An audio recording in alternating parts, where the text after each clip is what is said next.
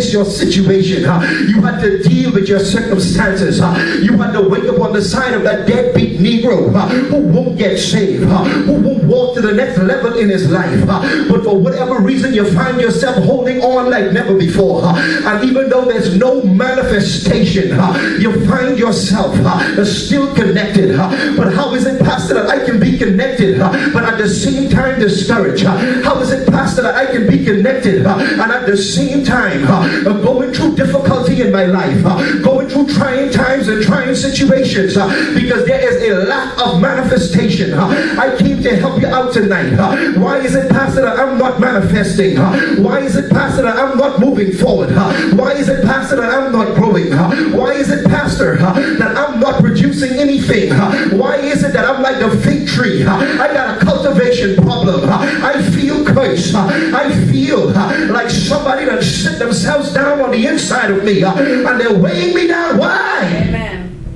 Am I not experiencing manifestation? Because there is no relations.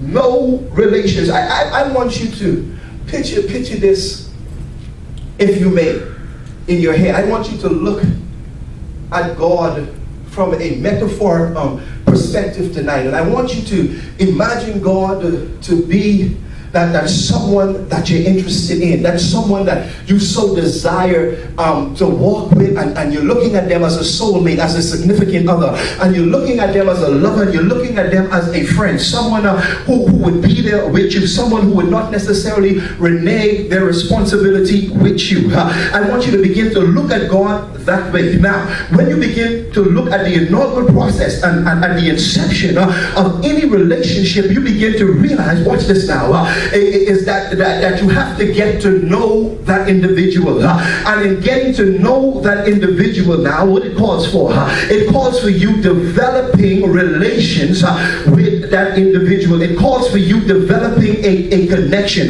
Because when you begin to spot somebody out, and we can act as deep as we want to, it means now that you're optimistic about that person. And the church now needs to get optimistic now about God now being in their lives. Well, when you begin to build your relations now between that person, you find yourself picking up the cell phone.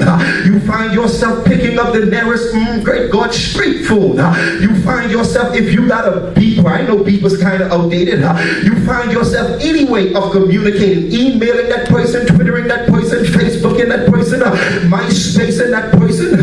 Great God, you're going to communicate with them because it's something about them that tickles your